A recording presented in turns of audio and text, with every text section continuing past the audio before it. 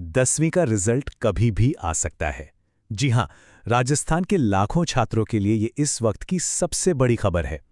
तो अगर ये सवाल मन में है कि रिजल्ट कब आएगा और आगे क्या करना है, तो ये पूरी गाइड आपके लिए ही है। तो बात सीधी सी है कि RBSE 10th रिजल्ट 2026 का इंतजार अब बस खत्म ही होने वाला है। राजस्थान के करीब 10 लाख छात्रों की धड़कनें इस वक्त बढ़ी हुई हैं, क्योंकि वो पल आने ही वाला है जिसका सबको बेसब्री से इंतजार था। तो इस पूरी प्रक्रिया को आसान बनाने के लिए हम इन 5 जरूरी पॉइंट्स पर बात करेंगे। सबसे पहले, इंतजार कब खत्म होगा, फिर रिजल्ट कहां और कैसे देखना है, अपनी मार्कशीट को ठीक से कैसे समझें, अगर नंबर कम आए तो क्या-क्या विकल्प हैं, और आखिर में 10वीं के बाद आगे का रास्ता क्या होगा। तो चलिए शुरू करते हैं। तो चलिए सबसे पहले उस सबसे बड़े सवाल से ही शुरू करते हैं, आखिर ये रिजल्ट आएगा कब। तो जरा ध्यान से सुनिए। जैसा कि इस टाइमलाइन पर देखा जा सकता है, परीक्षाएं फरवरी में हो चुकी हैं और कॉपियों का मूल्यांकन भी पूरा हो चुका है। इसका साफ मतलब है कि राजस्थान बोर्ड का रिजल्ट मई-जून 2026 में कभी भी जारी हो सकता है। बोर्ड बिल्कुल तैयारी में है।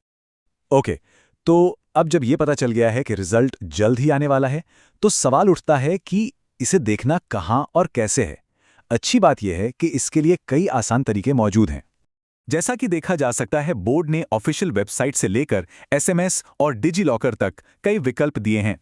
ऐसा इसलिए ताकि रिजल्ट के दिन जब वेबसाइट पर बहुत ज्यादा ट्रैफिक हो, तब भी हर छात्र आराम से अपना स्कोर देख पाए। तो यहाँ सबसे जरूरी बात, रिजल्ट चेक करने के लिए हमेशा ऑफिशियल वेबसाइट यानी rajebuboard.rajasthan.gov.in पर ही जाना है। अपने रोल नंबर का इस्तेमाल करना ही सबसे सटीक और भरोसेमंद तरीका है। जो नाम से चेक करने वाले पोर्टल्स हैं, उन पर मिली जानकारी को एक बार क्रॉस वेरीफाई जरूर कर लें। और ये देखिए, प्रोसेस कितना सिंपल और सीधा है।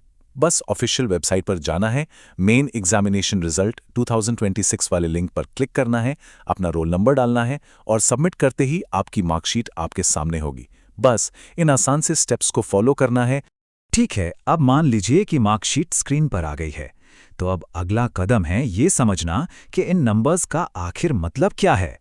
एक बात जरूर याद रखिएगा, जब तक स्कूल से ओरिजिनल कॉपी नहीं मिलती, तब तक यही डिजिटल मार्कशीट आपका ऑफिशियल स्कोर कार्ड है। इसलिए अपना नाम, रोल नंबर और हर सब्जेक्ट के नंबर सब कुछ बिल्कुल ध्यान से चेक कर लीजिए। यहाँ पर पासिंग क्राइटेरिया को समझना बहुत ज़रूरी हो जाता है।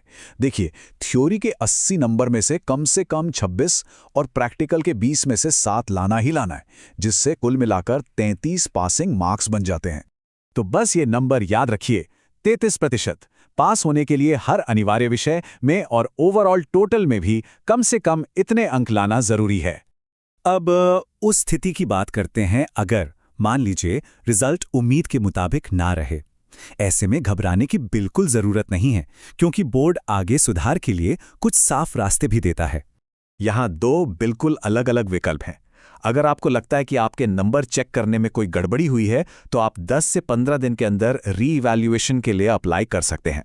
और अगर 1 या 2 विषयों में फेल हैं, तो सप्लीमेंट्री परीक्षा आपको अपना साल बचाने का एक सुनहरा मौका देती है।